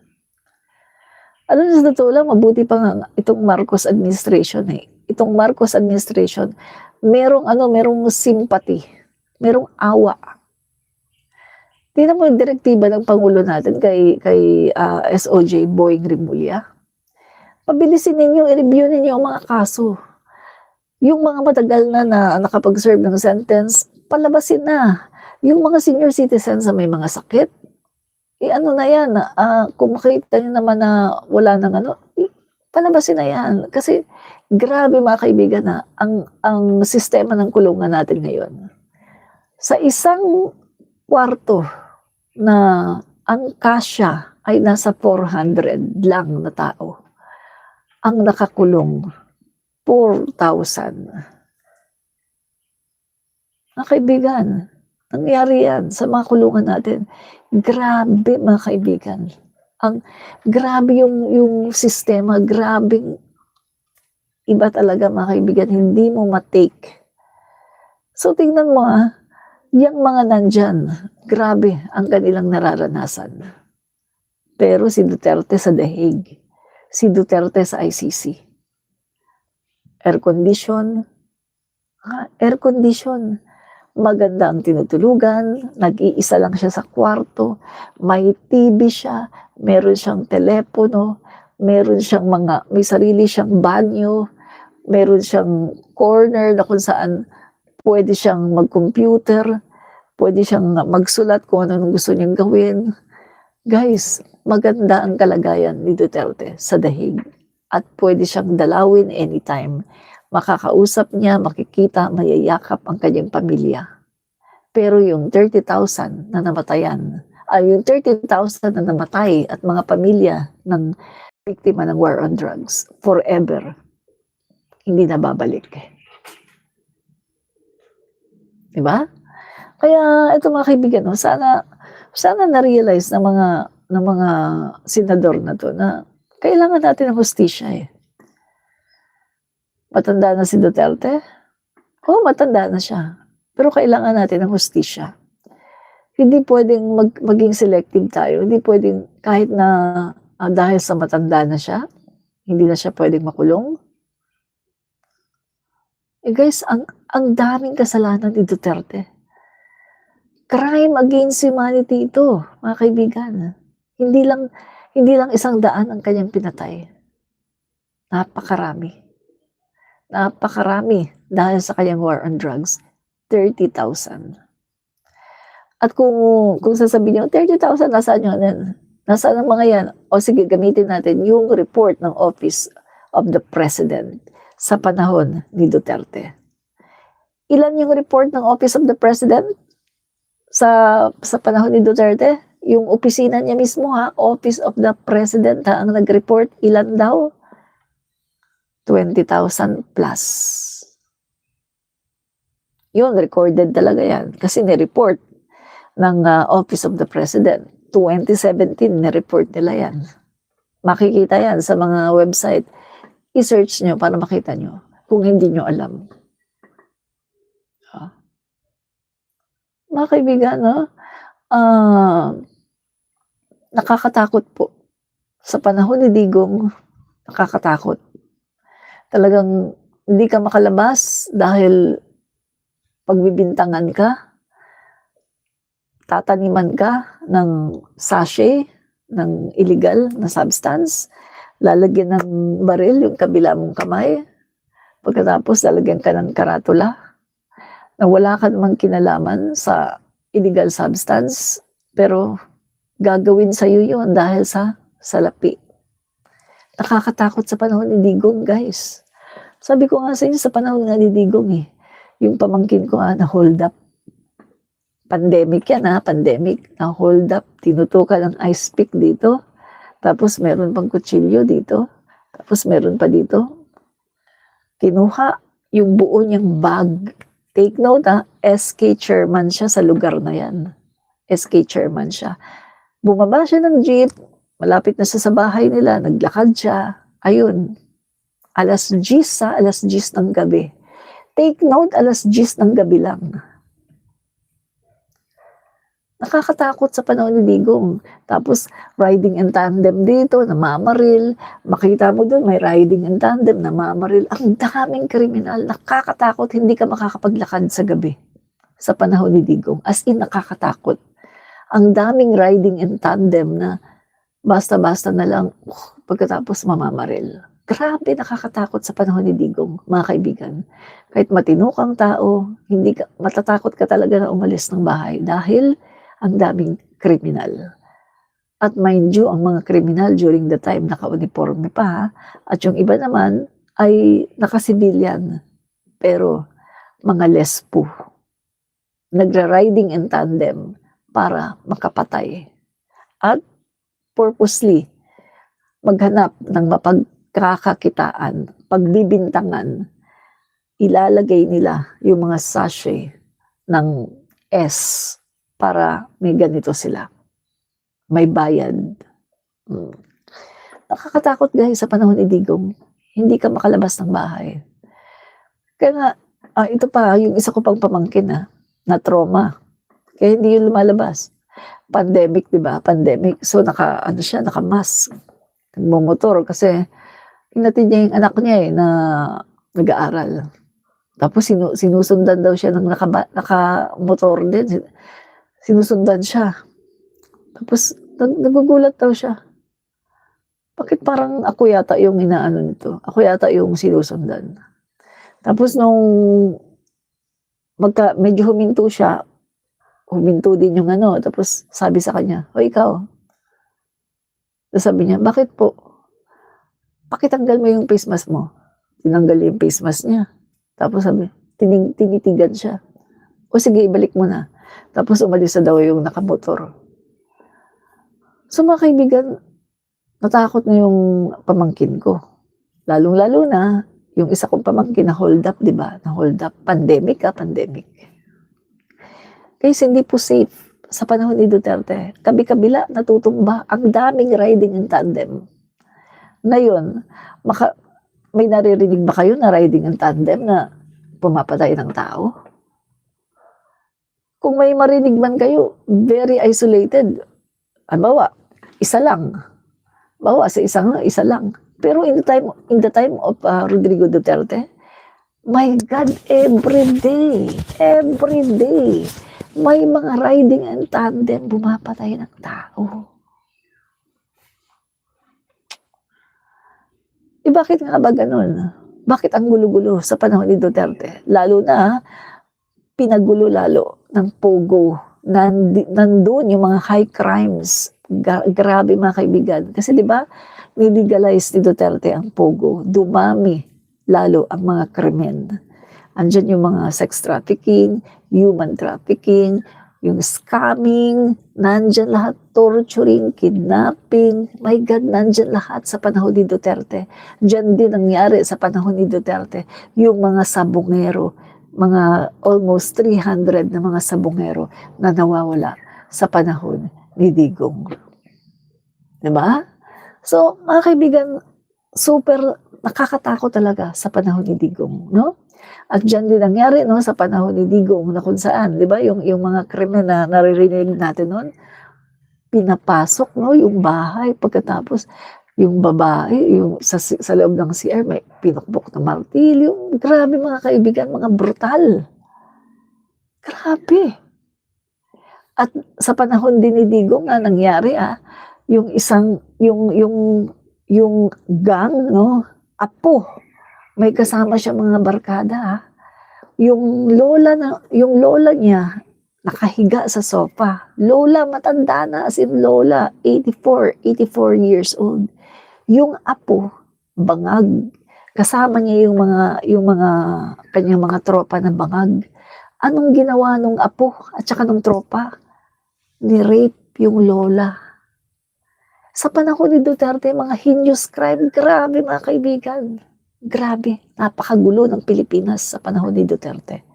Real talk lang tayo dito mga kaibigan, real talk lang tayo. Sa katotohanan lang tayo. Sa panahon ni Duterte, hindi safe ang Pilipinas, hindi safe maglakad. Ang dami, ang napakaraming kriminalidad. Guys, sabi ko nga sa inyo kaya pag DDS bulag Kasi biruin mo si Duterte ang nag-legalize ng Pogo.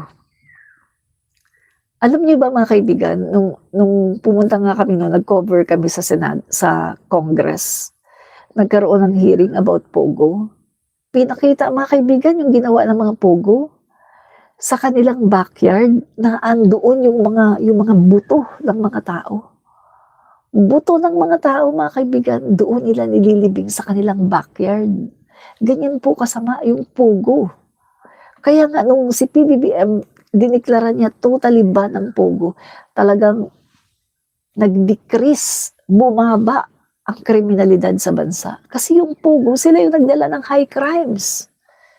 Bukod sa sugal, yung mga kababayan natin ay yung mga kababayan natin mga kaibigan nabibiktima scamming, human trafficking, sex trafficking, love scam, lahat ng klaseng scamming.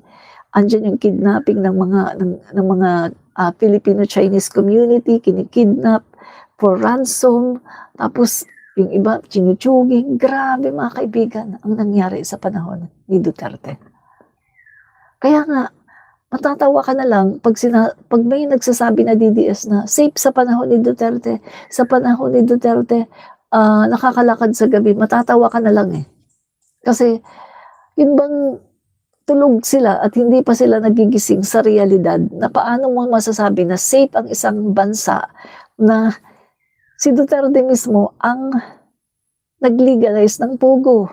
At alam naman natin kung ano ang naging bunga ng Pogo. Take note mga kaibigan, ang China mismo guys ha, ayaw nila ng Pogo. Bakit? Ba't ayaw ng China ng Pogo? Kasi alam nila, ang sabi ng China, ang Pogo ang nagdadala ng kriminalidad. Pagkatapos si Duterte, niyakap niya ang Pogo. Kanyang nilegalize ang Pogo. Bakit? Kasi nagbibigay sa kanya ng cash. Tingnan mo kung gaano kasama ang presidente na yan, si Duterte. Puro lang pang sarili. Nagbibigay sa kanya ng cash ang Pogo. Kaya ginawa niya itong legal. Tingnan nyo ha. Pakinggan nyo. Pakinggan nyo ito ha. Nagbibigay ng cash kay Duterte ang Pogo. Pakinggan nyo to. So, ang Pogo po, kabahagi po yan siguro ng isang industriya na nagbibigay ng cash resource sa presidente sa ating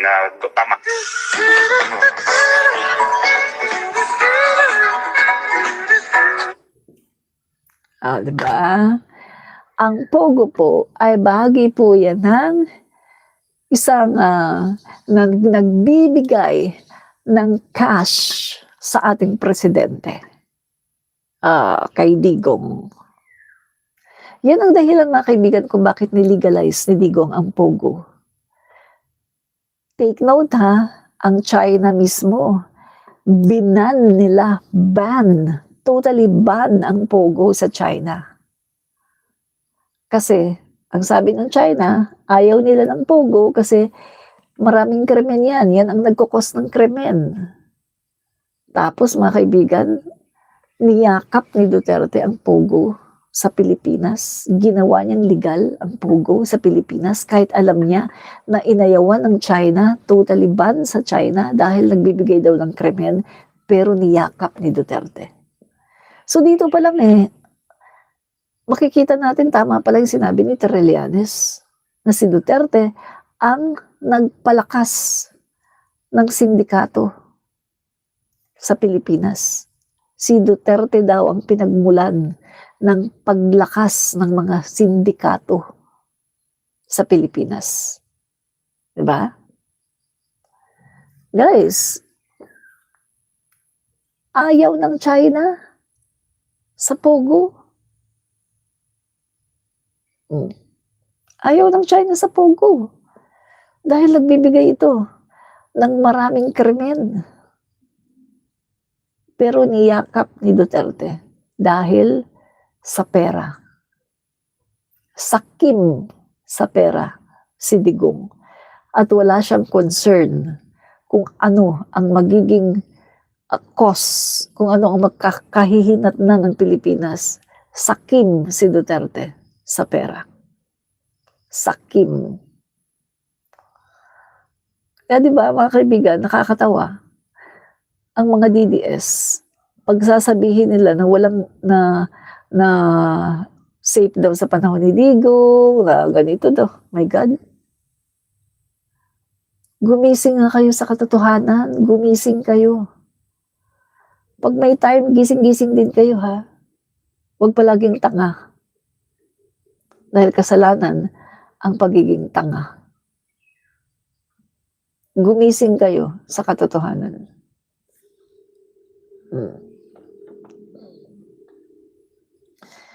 Carmelita Torrejos, siya nga ang nagpalakas. Sino pa ba? Daming nakinabang mga alipores niya na nagtatanggol sa kanya. Correct. Francis Pimi Infinite, tama ma'am. Beth Cuenca, hi po, hi din po. Yan. So di ba? Yun ang katotohanan mga kaibigan, no? So, hindi po pwedeng sabihin na safe sa panahon ni Duterte. Kabi-kabila ang riding and tandem, kabi-kabila ang krimen ng mga Pogo. At kita nyo naman, di ba? Nagkaroon pa tayo. The first Chinese mayor, Alice Go. At sa panahon din ni Duterte, naging legal. Ang mga Chinese, Chinese from mainland China, walang Filipino blood, pure Chinese. Nagkakaroon ng birth certificate, nagkakaroon ng Philippine passport. Kasi nga, sa panahon ni Duterte, siya ang nagpalakas ng mga sindikato. Sa panahon ni Duterte, simple lang ang mangurakot. Sa panahon ni Duterte, hindi pinupuna ang korupsyon. Sa panahon ni Duterte, baliwala lang ang korupsyon. Kaya nga sabi niya, the corruption in the government is endemic. At hindi daw ito kayang solusyonan ng kahit sinong tao. Take note, sinabi niya yan. Hindi kayang solusyonan ng kahit sinong tao ang korupsyon sa Pilipinas. If you want to stop corruption, we have to close the government. Kung gusto mo daw na matigil ang korupsyon, isarado ang gobyerno. Yan po ang sinabi ni Duterte. Wala po siyang solusyon. Hindi po katulad sa Pangulo natin ngayon na may solusyon. Na gumagawa ang lahat, tinatry lahat, everything, every effort ng ating gobyerno ngayon, ng ating Pangulo para labanan ng korupsyon. Pero si Duterte, tinolerate niya ang korupsyon dahil wala daw po makakapagpigil ng korupsyon. Sinabi niya yan, coming from his mouth. Wala daw makakapigil, wala daw makakasolve ng korupsyon. Isa lang daw ang pwedeng gawin para matigil ang korupsyon, isarado ang gobyerno. Anong klaseng kaisipan yan? Bugok, di ba? Parang anak niya, bugok. Uy guys, naka 2 oras na tayo. 2 oras na pala tayo mga kaibigan. No? So, guys, paalam na ako at naka 2 hours na pala tayo. Magluluto pa ako guys, no? Kasi ako po'y aalis. Maraming po salamat sa lahat ng mga pro-PBBM na nanonood. Maraming po salamat sa lahat ng mga kakamping, sa lahat ng mga dilawan, at sa mga bugok ng mga DDS. Maraming po salamat sa panonood. At maraming po salamat sa nagbigay sa akin ng pakape, no? Yan. Maraming salamat. Yan. So, mga kaibigan, mamaya magta-try pa tayo no na mag-live. Yan. Magta-try pa tayo na mag-live mamaya, guys. No? So, another topic naman po mamaya. Siguro mga gabi na lang, no? Okay.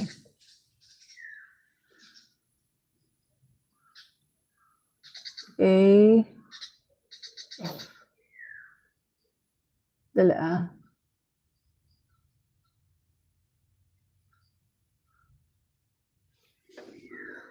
Yan.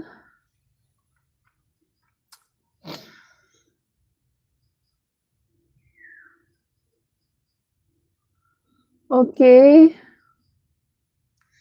Nasaan na ba yun? Nawala siya. Hindi ko makita Hindi ko makita yung comment.